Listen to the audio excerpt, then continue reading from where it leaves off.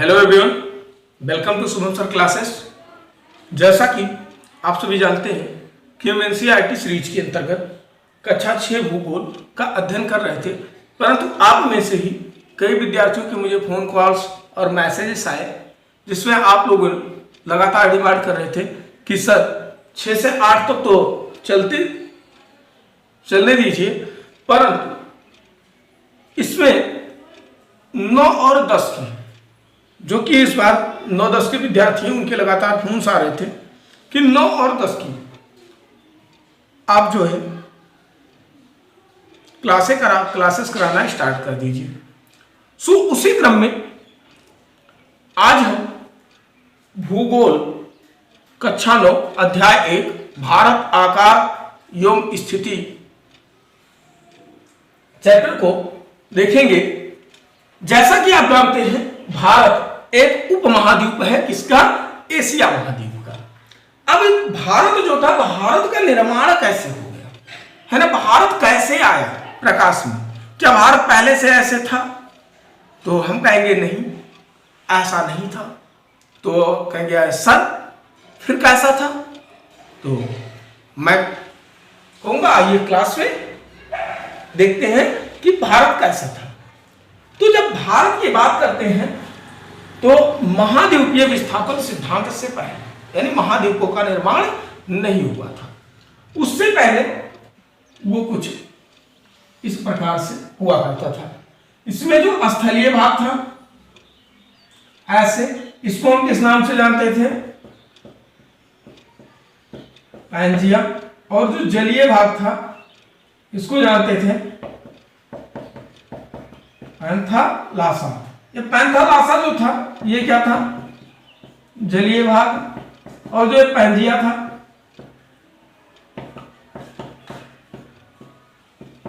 स्थलीय भाग था, है ना? पैंजिया स्थलीय भाग और जो पैंथालासा था ये जलीय भाग था। किसका? पृथ्वी का। अब जब पृथ्वी के आंतरिक बल और प्लेटों में गति के कारण क्या हुआ कि इसमें कुछ परिवर्तन हुए, इसके आकार में कुछ परिवर्तन हुए। और जब आकार में परिवर्तन हुआ तो इसका नया स्वरूप मुझे देखने को मिला, जो कि ये पैंजिया था। पैंजिया 2 भागों में ब्रेक हुआ। क्या हुआ? पैंजिया 2 भागों में टूटा। और जो ये भाग था और ये भाग था, इसको कहा गया उत्तरी गोलार्ध और इसको कहा गया दक्षिणी गोलार्ध। जो अभी यहां उत्तरी गोलार्ध और दक्षिणी गोलार्ध हम वर्तमान में जानते हैं, लेकिन उस टाइम इसका नाम क्या था? तो इसका नाम था अंगारालैंड और इसका नाम था गोंडवाना लैंड, है ना?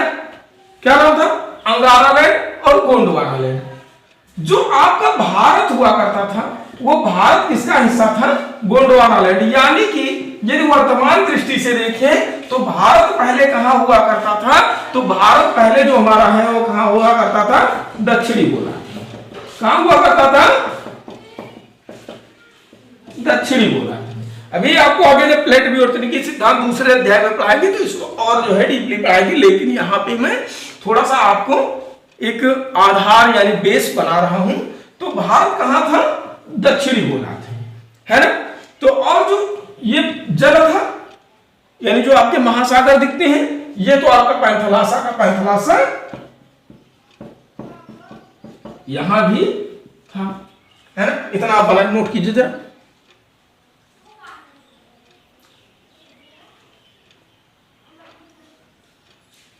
उम्मीद करते हैं आपने नोट कर लिया होगा।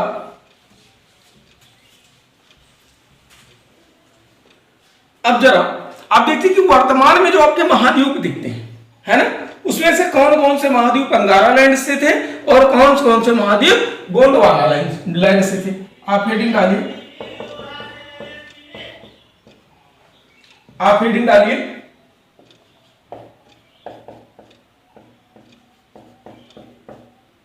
अंगारा लैंड। यदि अंगारा लैंड से बात करें तो हमारा जो उत्तरी अमेरिका,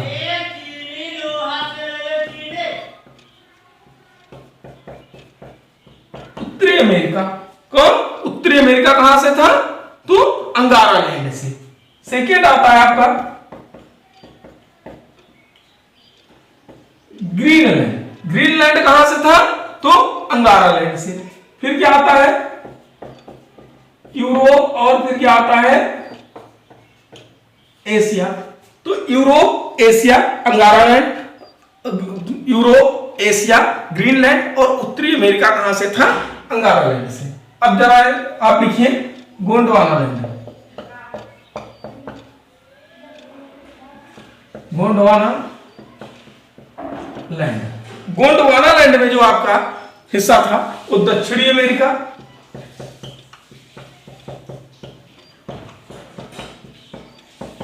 है ना? क्या? दक्षिणी अमेरिका,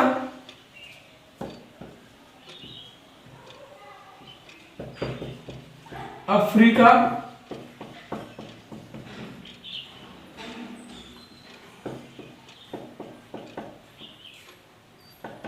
और मेडागास्कर।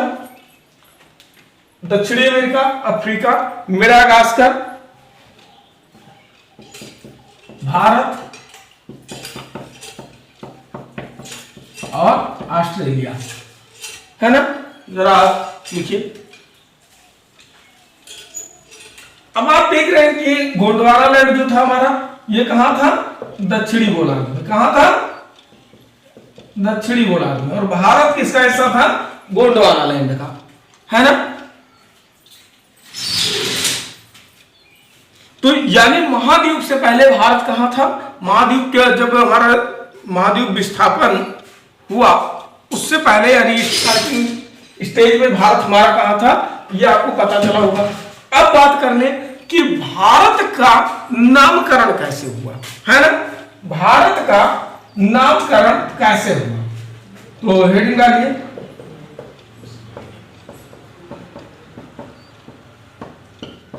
भारत का नामकरण। तो आपने कहानी दुष्यंत पुत्र भारत के नाम पे सुना होगा कि दुष्यंत पुत्र भारत के नाम पे, परंतु जब हम भूगोल का अध्ययन करते हैं तो उन घटनाओं को हम यहाँ याद नहीं करते हैं या उनको नहीं दोहराते हैं, बल्कि भूगोल में हमारे जो सिद्धांत दिए जाते हैं वो पहला है कि जो आर्य आए थे, है ना? आर्यों की एक शाखा थी भारत। कौन सी शाखा थी? आर्यों की शाखा भारत, है ना? आर्यों की शाखा भारत के, आर्यों की शाखा भारत के नाम थे। नोट कीजिएगा कि आधार पर हमारे देश नाम भारत पड़ा। भारत पड़ा, लिखिए। आर्यों की भारत शाखा के नाम के आधार पर हमारे देश का नाम भारत पड़ा। सेकेंड लिखिए। सेकेंड क्या मत दिया जाता है? तो जो ईरानी आपके भारत में आए थे, ईरानियों ने सिंधु नदी को, ईरानियों ने सिंधु नदी को हिंदू कह कर संबोधित किया। ईरानियों ने सिंधु नदी को हिंदू कहकर संबोधित किया, इसलिए हमारे देश का नाम क्या पड़ा? हिंदुस्तान।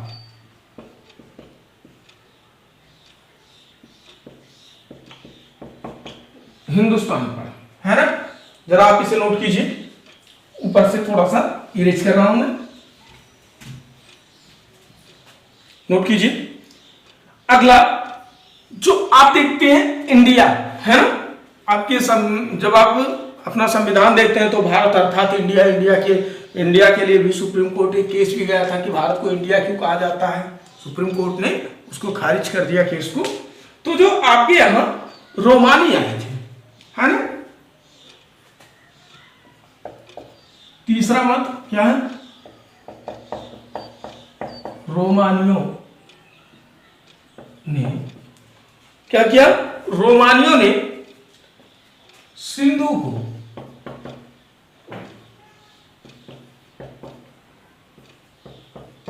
इंडस कहकर संबोधित किया, इसलिए हमारे देश का नाम क्या था? इंडिया। जरा आप इसे नोट कीजिए।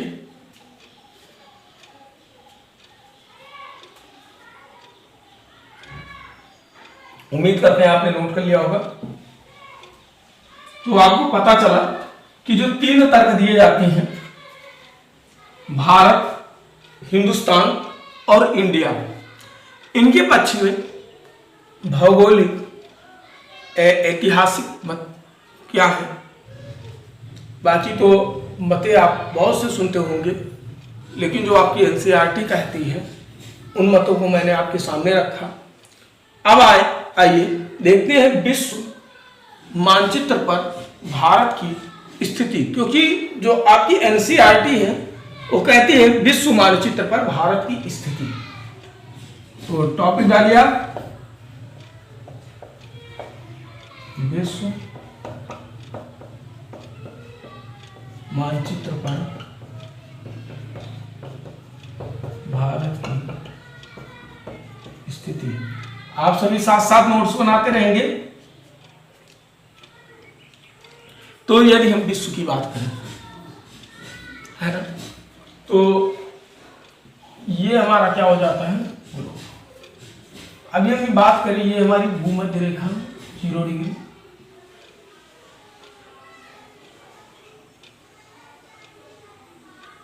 और जो ये हमारी हो जाती है इंटरनेशनल टाइमलाइन। और इंटरनेशनल टाइमलाइन से बात करें तो इधर का जो ये भाग होता है, जो इधर का भाग होता है, इसको हम क्या नाम देते हैं?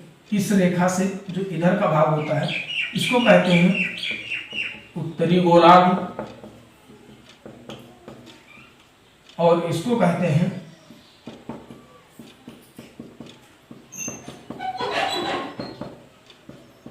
दक्षिणी गोलार्ध। फिर जब इसकी बात करते हैं तो इसको कहते हैं पश्चिमी, और इसको कहते हैं पूर्वी, है ना। तो अब जब हम बात करते हैं कि भारत हमारा कहाँ स्थित है, तो भारत हमारा जो है वो यहां पे स्थित है। तो ये क्या हो जाएगा? उत्तरी पूर्वी गोलार्ध। भारत कहाँ स्थित है? इसको हम क्या नाम देंगे? उत्तरी पूर्वी। अब आप पॉइंट बनाइएगा, चाहे आप इसके में बना लीजिएगा, लेकिन पॉइंट बना के नीचे लिखिएगा कि भारत उत्तरी पूर्वी गोलार्ध में स्थित है ना। अब हम इसमें देखें तो यहां से जो है अक्षांश रेखाएं ऐसे ऐसे निकल रही है ना, यहां से क्या कर रही हैं? अक्षांश रेखाएं निकल रही हैं, इधर से देशांतर रेखाएं निकल रही हैं। तो इसमें जो हमारी भारत है, तो यदि हम देखें, है ना, कुछ ऐसे है ना, मतलब थोड़ा इधर हटके रहेगा, लेकिन यहां पे क्या है? भारत है ना। तो जरा आप इसे देख नोट कर लीजिए, फिर हम आगे बात करते हैं। उम्मीद करते हैं आपने नोट कर लिया होगा।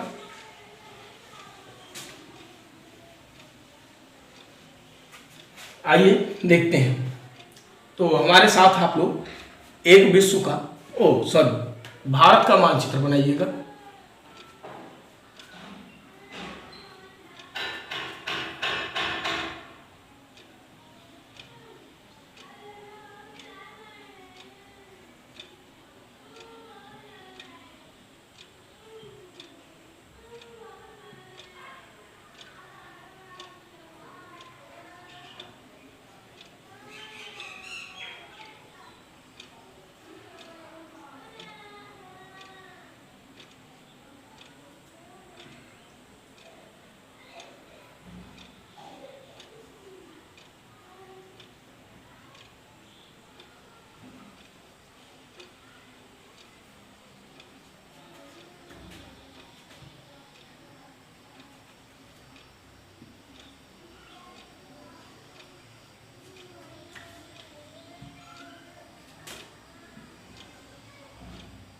उम्मीद करते हैं आपने भी बनाया होगा। मानचित्र बन गया, बहुत अच्छे। प्रयास कीजिए एक बार जरा देख के, वीडियो को पॉज कर दीजिए और प्रयास कीजिए। ओके, आइए वीडियो को कंटिन्यू करते हैं। तो अब हम यदि देखें भारत, तो जो हमारा भारत है ना, वो कहां स्थित है? तो दक्षिण में यदि हम अक्षांशों की बात करें तो 8 डिग्री 4 मिनट। कहां? उत्तरी अक्षांश। कहां? 8 डिग्री 4 मिनट उत्तरी अक्षांश से 37 डिग्री 6 मिनट उत्तरी अक्षांश तक। कहां तक? 37 डिग्री 6 मिनट उत्तरी अक्षांश, है ना। फिर यदि हम बात करें देशांतर की, तो जो हमारा देशांतर है ये 68 डिग्री 7 मिनट। कितना? 68 डिग्री 7 मिनट पूर्वी देशांतर। क्या? पूर्वी देशांतर से 97 डिग्री 25 मिनट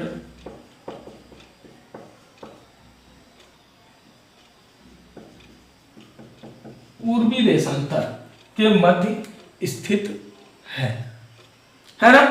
अब इधर से इधर देखते हैं तो लगभग 30 डिग्री, इधर से इधर देखते हैं तो लगभग 30 डिग्री, यानी थोड़ा बहुत अंतर मिलता है। लेकिन तो इसलिए भारत को हम, एक पॉइंट आप लिखिएगा, भारत का आकार जो है वो चतुष्कोणीय है। कैसा है भारत का आकार? चतुष्कोणीय है।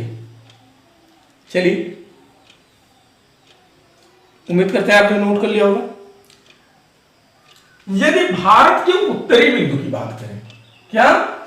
भारत का उत्तरी बिंदु, नोट कीजिए, भारत का उत्तरी बिंदु क्या है?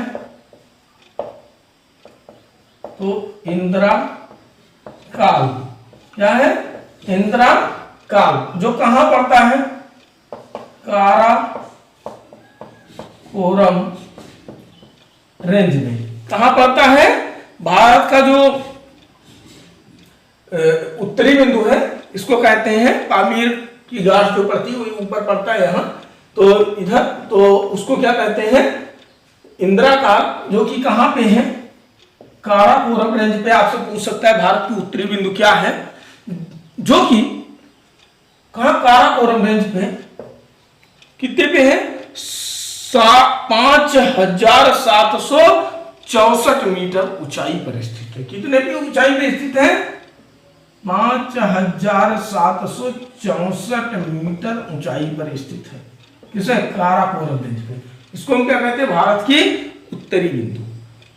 यदि हम बात करें भारत की दक्षिणी बिंदु क्या है, तो ये 8 डिग्री 4 मिनट से नीचे, 8 डिग्री 4 मिनट से नीचे। जरा इधर मैं लिख दे रहा हूं, आप देखिएगा, आप नोट कर लीजिएगा। इस मैप के नीचे, यहां बोर्ड पे नहीं दिख रहा हो, लेकिन नीचे नोट लीजिएगा। भारत की दक्षिणी बिंदु, है ना, भारत की दक्षिणी बिंदु क्या है? इंदिरा पॉइंट।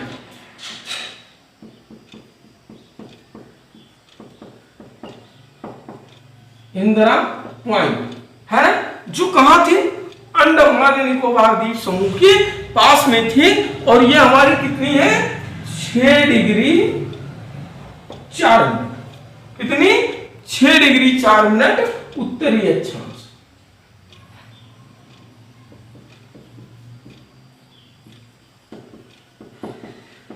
या 2004 में सुनामी आई, आने के कारण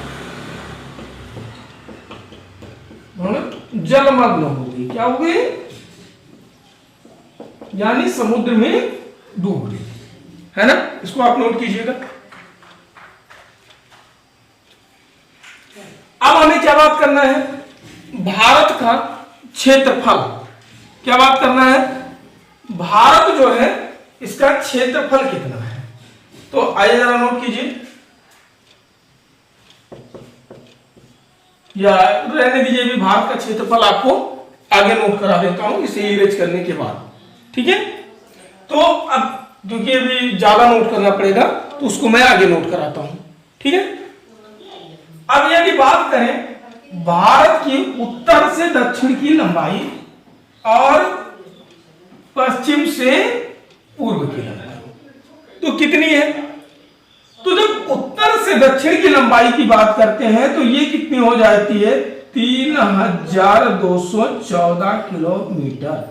कितनी, 3214 किलोमीटर। यदि पश्चिम से पूर्व की बात करते हैं लंबाई की तो कितनी हो जाती है, 2933 किलोमीटर, है ना।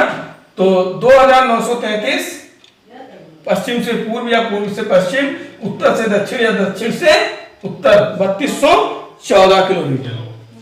यदि हम बात करें कि यहां से यहां तक, इधर क्या पाया जाता है हमारा, समुद्री भाग या जलीय भाग। तो अब यहां क्या पाया जाएगा हमारा, अरब सागर। यहां क्या पाया जाएगा, हिंद महासागर, है ना। यहां क्या पाया जाएगा, बंगाल की खाड़ी, है ना। क्या, बंगाल की खाड़ी। इधर क्या पाया जाएगा, अंडमान निकोबार द्वीप समूह। इसको मिटा दे रहा हूं, यहां बंगाल की खाड़ी और यहां क्या पाया जाएगा, अंडमान निकोबार द्वीप समूह। क्या पाया जाएगा, निकोबार द्वीप समूह। क्या पाया जाएगा, अंडमान निकोबार द्वीप समूह, ये बंगाल की खाड़ी। अब यदि हम बात करें कि और इधर मालदीव पाया जाएगा, लक्षद्वीप, सॉरी लक्षद्वीप। अब यदि हम बात करें यहां से यहां तक की दूरी है कितनी है ना, यानी भारत की तटीय सीमा की लंबाई। तो नोट कीजिए, भारत की तटीय सीमा की लंबाई कितनी है, 6100 किलोमीटर, 6100 किलोमीटर। अब यदि द्वीपों की तटीय सीमा की लंबाई ले लें, किसकी, द्वीपों की, और तब लिखेंगे हम द्वीपों सहित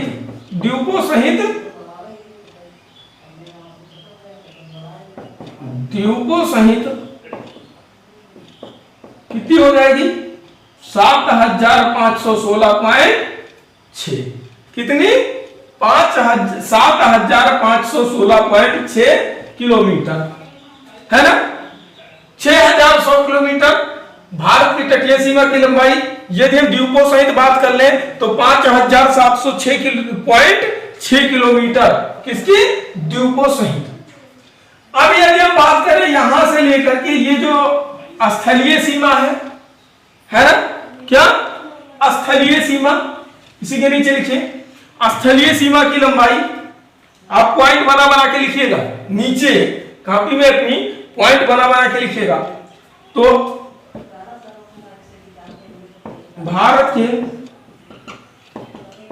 स्थलीय सीमा की लंबाई कितना हो जाएगी, 15200 किलोमीटर। किसकी, 15200 किलोमीटर। नोट कीजिए,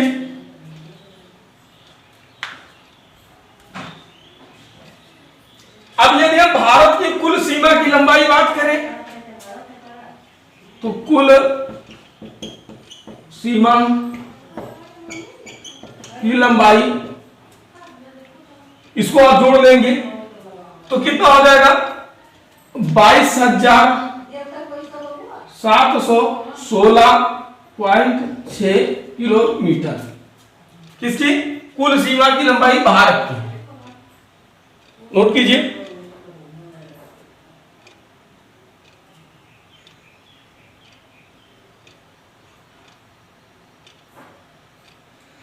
अब भारत के दो भाग जो है, यहां से निकलती क्या है,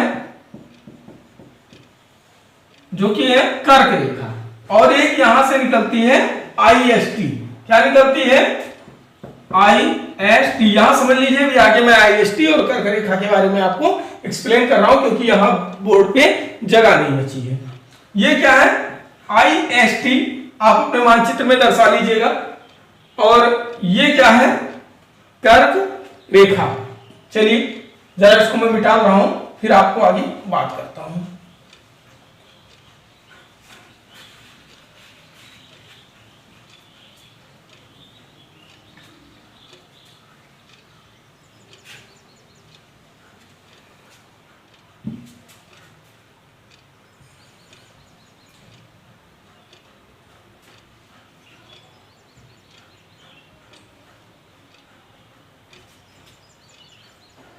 तो चलिए देखिए, इसी मानचित्र पे देख लीजिए।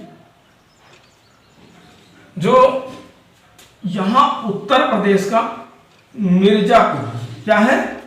मिर्जापुर, इसको कहते हैं आईएसटी, यानी इंडियन स्टैंडर्ड टाइम लाइन, यानी भारतीय मानक समय रेखा, या फिर कह सकते हैं यम्योत्तर रेखा। क्या कह सकते हैं? यम्योत्तर रेखा। आप लिखिएगा इंडियन स्टैंडर्ड टाइम लाइन। ये कहां से निकलती है? तो मिर्जापुर से। कहां से? नोट कीजिएगा, मिर्जापुर। मिर्जापुर में कहां से? तो 82 डिग्री, इसकी जो है 82 डिग्री 30 मिनट। कितनी? ये कहां से निकलती है? 82 डिग्री 30 मिनट। किससे? पूर्वी देशांतर। किससे? पूर्वी देशांतर। 82 डिग्री 30 मिनट पूर्वी देशांतर। अब यह कितने राज्यों से होकर गुजरती है? तो पहला राज्य जो आपका आ जाता है उत्तर प्रदेश। क्या आता है? उत्तर प्रदेश। उत्तर प्रदेश के बाद जब आप बात करते हैं तो दूसरा राज्य जो आपका आता है, कौन सा आता है? एमपी, यानी मध्य प्रदेश। फिर आपका क्या आता है? छत्तीसगढ़। क्या आता है? छत्तीसगढ़। फिर क्या आता है? उड़ीसा। उड़ीसा है ना। फिर क्या आता है आपका? तो आएगा आपका जो अगला राज्य है वो आंध्र प्रदेश। तो आपसे पूछ सकता है कि जो भारतीय मानक समय रेखा है, हेडिंग में आइएगा, भारतीय मानक समय रेखा ये कितने राज्यों से गुजरती है? उत्तर प्रदेश, मध्य प्रदेश, छत्तीसगढ़, ओडिशा और आंध्र प्रदेश। यह आपसे बड़ी से बड़ी परीक्षाओं या कंपटीशन में भी पूछ सकता है क्वेश्चन कि भारतीय मानक समय रेखा कहां से गुजरती है। और गुजरती कहां से? मिर्जापुर है ना। कितनी डिग्री? 82 डिग्री 30 मिनट पूर्वी देशांतर। किन किन राज्यों से होकर गुजरती है? उत्तर प्रदेश, मध्य प्रदेश, छत्तीसगढ़, ओडिशा, आंध्र प्रदेश। उम्मीद करते हैं आपने नोट कर लिया होगा। आइए अब जरा कर्क रेखा की हम बात करते हैं, जो हमारी, जब हम ग्लोब या पृथ्वी आपको पढ़ाए हैं तो वहां पे हमने 23.5 डिग्री का आपसे कई बार बात किया है, उत्तरी बिंदु है ना, 23.5 डिग्री। तो जो 23.5 डिग्री होती है ये हमारे भारत से होके गुजरती है। और जब इसकी बात करते हैं तो गुजरात से स्टार्ट होती है। कहां से? गुजरात से स्टार्ट होगी और ये हमारी कहां जाएगी? मिजोरम तक जाएगी। कहां जाएगी? मिजोरम तक, है ना। जिसको हम क्या कहते हैं? कर्क रेखा। क्या कहते हैं?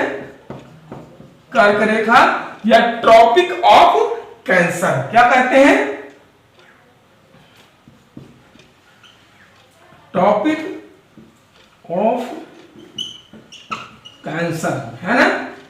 अब यह कितने राज्यों से निकलेगी, तो पहला राज्य आपका हो जाएगा गुजरात। क्या हो जाएगा, गुजरात। गुजरात के बाद दूसरा राज्य क्या आएगा, नोट कीजिएगा, राजस्थान, है ना। बचपन में एमबीए किया, ट्रिक नहीं चलेगी, ठीक। आप कॉन्सेप्ट को नोट कीजिए, क्योंकि कॉन्सेप्ट बेस रहिए, कभी भी ट्रिक के भरोसे आप मत बैठिए। तीसरा राज्य क्या हो जाएगा, एमपी, है ना, एमपी यानी मध्य प्रदेश। अगला क्या हो जाएगा,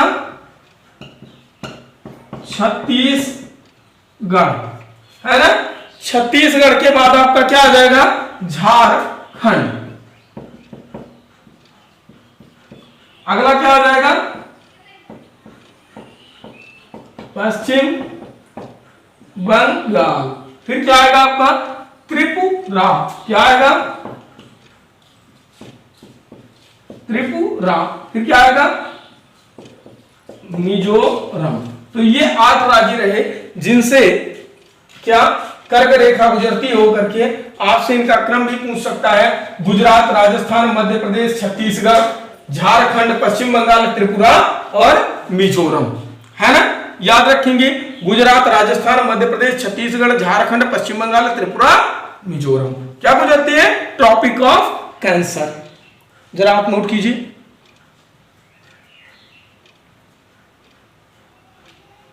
उम्मीद करते हैं आपने नोट कर लिया होगा।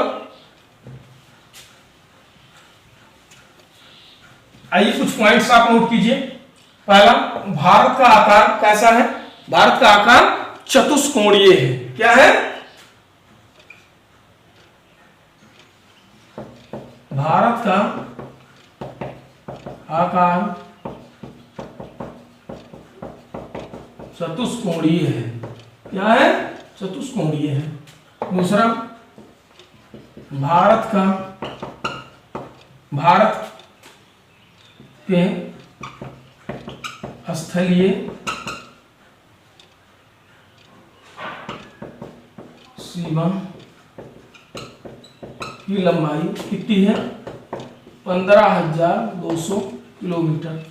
यदि भारत की, नोट कीजिए, भारत के तटीय सीमा की लंबाई कितनी है, तो 6,100 किलोमीटर।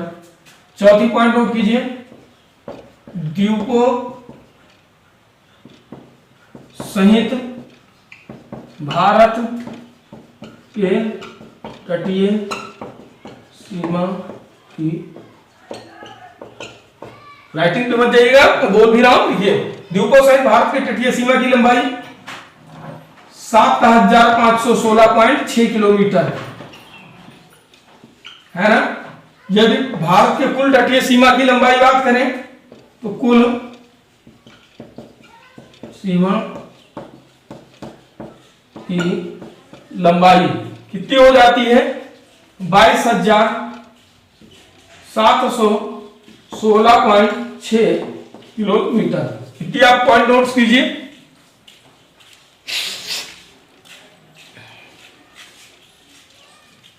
उम्मीद करते हैं आपने नोट कर लिया होगा। अब बात करते हैं विश्व के कुल क्षेत्रफल का भारत का कितना परसेंट है। तो लिखिए पहली पॉइंट, सॉरी चौथी पांचवी जो लिख रहे थे उसके अगली पॉइंट आप लिखिएगा। याद नहीं कौन सी पॉइंट आपको लिखवा रहा था, लिखिए। विश्व के क्षेत्रफल का 2.4% भाग भारत का है या भारत का क्षेत्रफल है ना। लिखिए, भारत का क्षेत्रफल बात करें तो भारत का क्षेत्रफल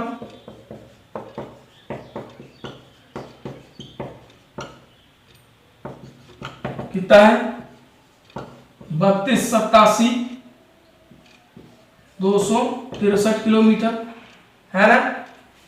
अब यह क्या है, विश्व में 7वां स्थान भारत का है। इसे हम किस रूप में लिख सकते हैं? 32.87 लाख किलोमीटर। यह क्षेत्रफल की दृष्टि से, यह भारत क्षेत्रफल की दृष्टि से विश्व में कौन से स्थान पर है? 7वें स्थान पर। तो अब इसके पहले के 6 कौन से हैं? है ना, इसका 7वां है। तो यदि क्षेत्रफल के आधार पर बात करें तो सबसे पहला कौन सा आता है आपका? रूस। कौन सा आ जाएगा? रूस। क्या आएगा? रूस आएगा। रूस का क्षेत्रफल कितना है? 170.7 किलोमीटर स्क्वायर, है ना? Sorry, 170.7 lakh kilometre square. यदि दूसरी बात करें हम तो दूसरा हमारा कौन सा आ जाता है? कनाडा। कौन सा आ जाता है? कनाडा। कनाडा का क्षेत्रफल कितना है? 99 पॉइंट, नोट कीजिए, 99.7 लाख किलोमीटर स्क्वायर। तीसरा बात करें, तीसरा कौन सा आता है? तीसरा आता है यूएसए। क्या आता है? यूएसए यानी संयुक्त राज्य America, United state of America. USA की बात करें तो 98.0 लाख किलोमीटर स्क्वायर। यदि चौथी बात करें, आपको याद होनी चाहिए, आपको याद होनी चाहिए, नोट कीजिए, चौथी बात करें किसका है? चीन का स्थान है। कौन है? चीन। चीन का कितना है? तो चीन जो है, चीन का क्षेत्रफल 95.9 लाख किलोमीटर स्क्वायर। अगले बात करेंगे तो हमारा कौन सा है? ब्राजील। कौन सा है? ब्राजील। 85.4 lakh kilometre square. छठे की यदि मैं बात करूं तो छठा हमारा जो है वो ऑस्ट्रेलिया हो जाता है। कौन सा हो जाता है? ऑस्ट्रेलिया।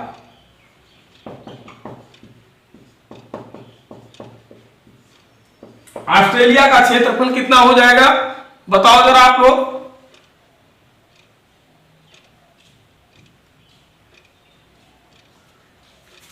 बहुत अच्छे, 76.8 लाख किलोमीटर स्क्वायर।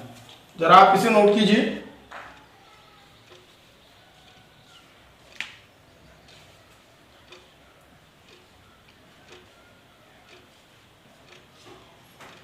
बहुत अच्छे, नोट कीजिए। उम्मीद करते हैं आपने नोट कर लिया होगा।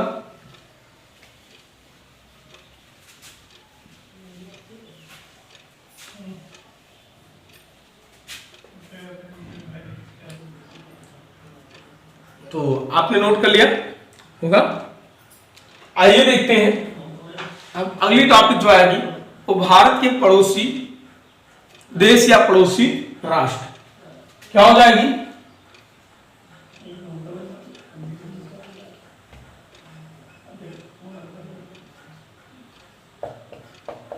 पड़ोसी देश। किसकी? भारत की।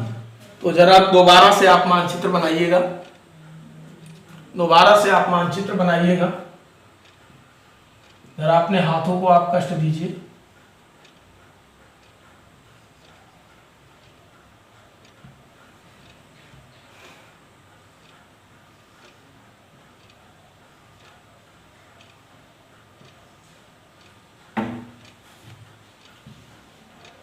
चलिए मानचित्र बनाइए।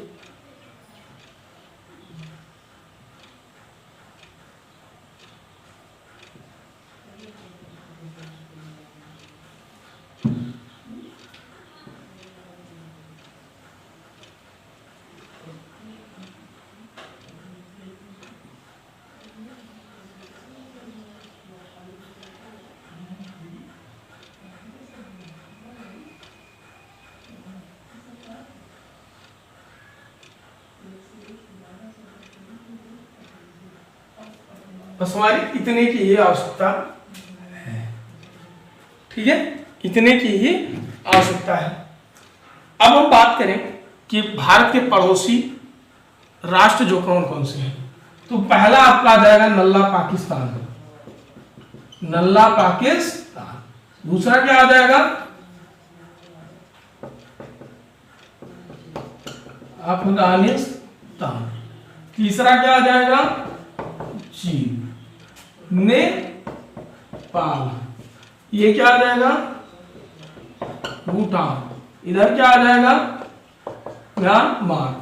इधर क्या आ जाएगा, बांग्लादेश, है ना।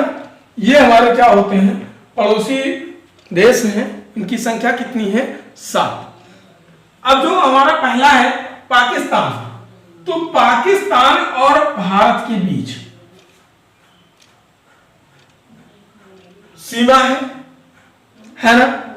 लेकिन आप जानते हैं कि 1947 से पहले पाकिस्तान, बांग्लादेश ये दोनों एक हुआ करते थे। तो हमारी सीमा जो हुआ करती थी वो केवल और केवल अफगानिस्तान के साथ हुआ करती थी, है ना। और अभी भी 106 किलोमीटर की हम बाउंड्री साझा करते हैं, है ना। तो पहले सीमा रेखाओं के नाम जान लेते हैं और उसके बाद हम उनके किलोमीटर्स को देखेंगे। आप नोट करते हुए चलिएगा, चाहे एक आप चार्ट बना लीजिएगा कि देश, है ना, किलोमीटर रेखा और सीमा साझा करने वाले राज्य भारत के, है ना। इसकी आप एक जो है बना लीजिएगा, रफली आप बनाते चलिएगा, एक टेबल बना लीजिएगा और चाहे यही लिखिएगा। तो जो हमारा पाकिस्तान और भारत के बीच की सीमा रेखा है, इसको किस नाम से हम जानते हैं, रेड क्लिफ रेखा। किस नाम से, रेड क्लिफ रेखा। क्योंकि सर रेड क्लिफ के द्वारा जो है इस रेखा का निर्माण किया गया था। ये काल्पनिक रेखा है, मानी जाती है, कोई एक्चुअल में दीवार नहीं बनी हुई है। और फिर हम कहते हैं कि बांग्लादेश और भारत के बीच के रेखा का भी नाम रेड क्लिफ रेखा है। अब रेड क्लिफ कौन कौन सी है, भारत और बांग्लादेश और पाकिस्तान और भारत के बीच। क्योंकि इसको भी पहले पूर्वी पाकिस्तान के नाम से जानते थे, इसलिए दोनों के बीच क्या है, रेड क्लिफ रेखा है। अब बात करें अफगानिस्तान की भी, अफगानिस्तान के साथ कौन सी है हमारी, ड्यूरंड।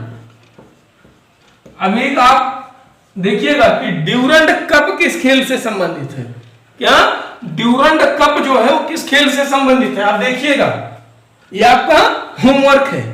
ओके, अब यदि हम बात करें कि हमारे और जो चीन है ना, चीन के बीच कौन सी सीमा रेखा है, तो जो चीन के साथ हम बाउंड्री लाइन शेयर करते हैं, इसका नाम क्या है, मैकमोहन।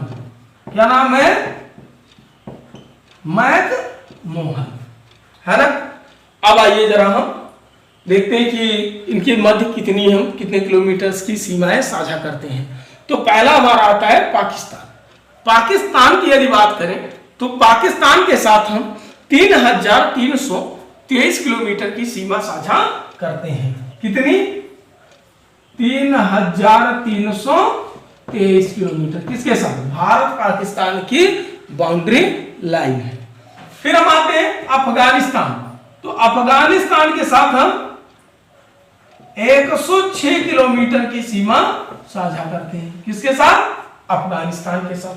फिर हम आते हैं कि चीन के साथ हम कितनी सीमा साझा करते हैं, तो चीन के साथ हम 3488 किलोमीटर की सीमा साझा करता है भारत, है ना। फिर आते हैं नेपाल के साथ कितनी करते हैं, तो 17,751 किलोमीटर की सीमा साझा किसके साथ हम करते हैं, नेपाल के साथ। फिर आते हैं भूटान के साथ हम कितनी सीमा साझा करते हैं, तो भूटान के साथ जो हमारी सीमा साझा होती है वो 699 किलोमीटर की सीमा रेखा साझा करते हैं, किसके साथ, भूटान के साथ, है ना। फिर लिखिए आप म्यांमार के साथ हम कितनी सीमा साझा करते हैं, तो 1643 किलोमीटर की सीमा साझा हम किसके साथ करते हैं, म्यांमार के साथ। अब हम बांग्लादेश हमारा बचा, इसके साथ कितनी सीमा साझा करते हैं? तो सबसे अधिक सीमा साझा हम बांग्लादेश के साथ करते हैं, 4096.7 किलोमीटर की सीमा साझा करते हैं, है ना। उम्मीद करते हैं आपको ये चीज समझ में आई होगी और आपने नोट कर लिया होगा। अब जरा इन राज्यों के नाम लिखिए।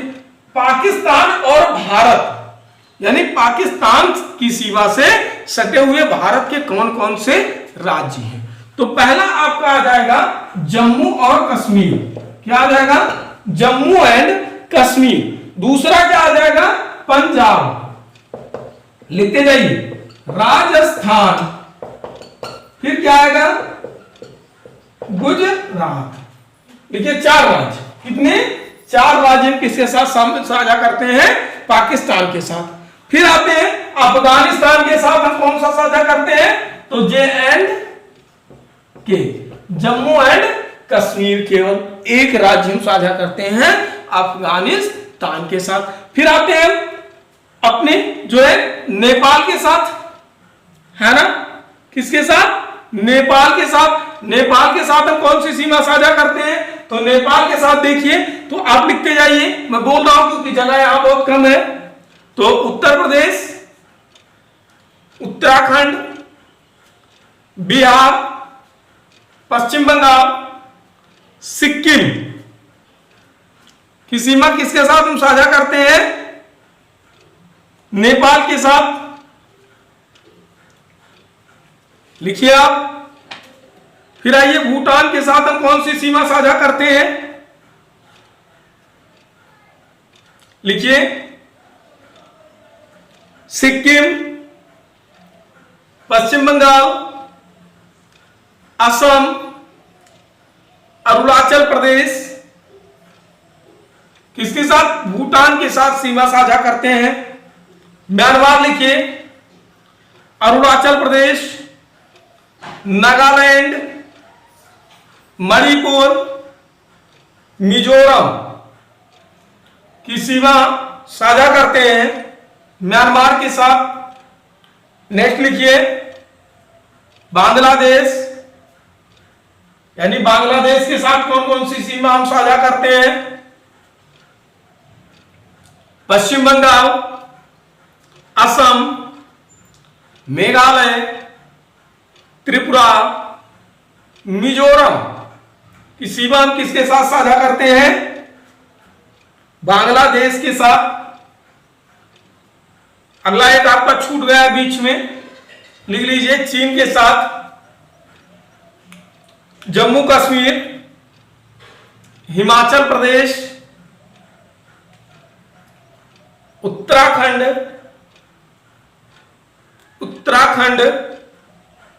सिक्किम, अरुणाचल प्रदेश,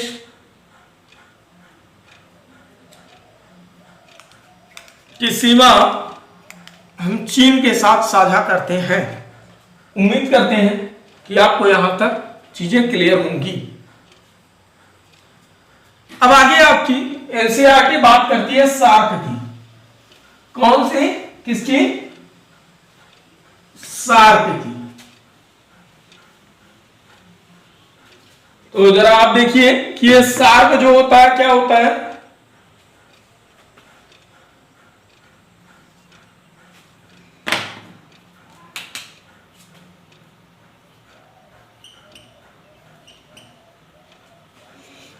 क्या लिख रहा है हमें? सार्क, आप हेडिंग डालिए। पूरा नाम इसका क्या होता है?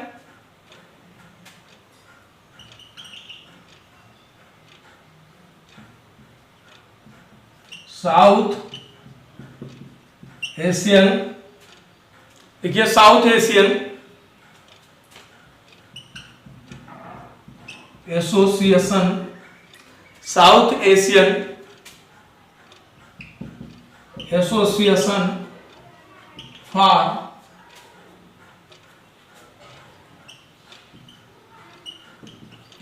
रीजनल कोऑपरेशन,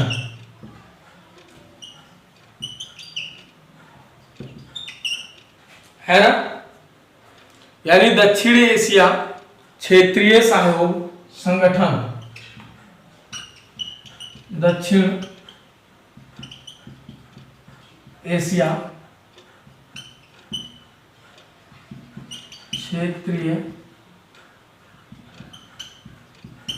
सहयोग संगठन है ना। लिखिए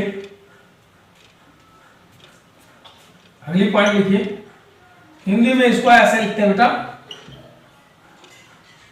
सार्क, ठीक है। लिखिए कि आर्थिक, सामाजिक व सांस्कृतिक विकास के लिए, आर्थिक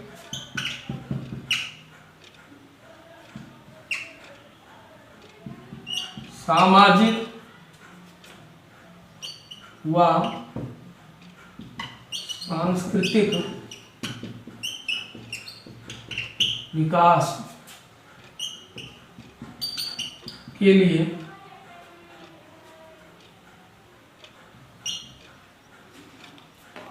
आर्थिक, सामाजिक, सांस्कृतिक विकास के लिए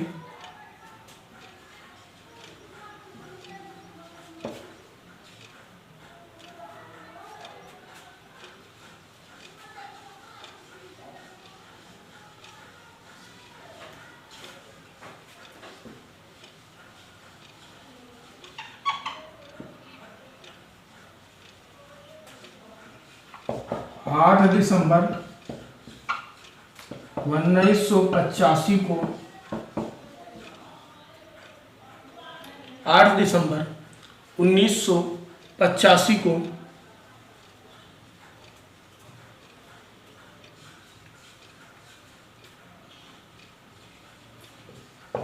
भारत है ना,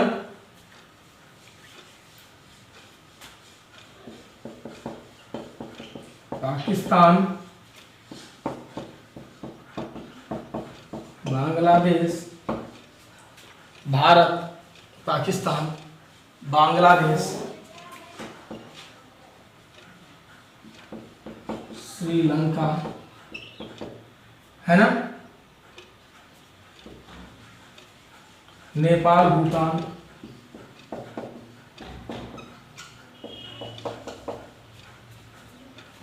नेपाल, भूटान और मालदीव,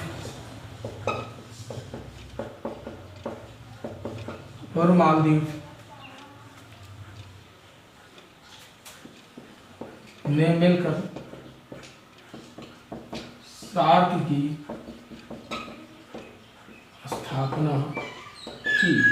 तो शुरुआती दौर में ये 7 देश थे, भारत, पाकिस्तान, बांग्लादेश, श्रीलंका, नेपाल, मालदीव और भूटान। इन 7 देशों ने मिलकर के सार्क की स्थापना की, जिसका हेडक्वार्टर या मुख्यालय काठमांडू,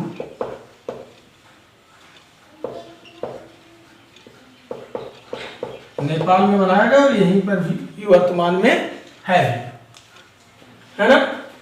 एक आपके लिए पॉइंट है, अभी जो पहली बार आपके यूपी पीईटी की परीक्षा हुई थी, वहाँ पे जो है नाम दिए गए थे 4 नाम कि कौन सा देश सार्क का सदस्य नहीं है। 4 देश दिए गए थे, उनमें से आपको पहचानना था, यहाँ से प्रश्न आपका आया था, है ना। तो 2007 में क्या हुआ, 2007 में इसको ऊपर के में डाल दें ना बेटा। 2007 में जो सार्क था, सार्क के 14वें शिखर सम्मेलन, यानी प्रतिवर्ष सभी से सम्मेलन बुलाए जाते हैं, जिसमें सभी राष्ट्रों के जो प्रतिनिधि होते हैं चुन के भेजे जाते हैं, इनकी एक बैठक होती है। तो 14वां शिखर सम्मेलन था, इसमें अफगानिस्तान को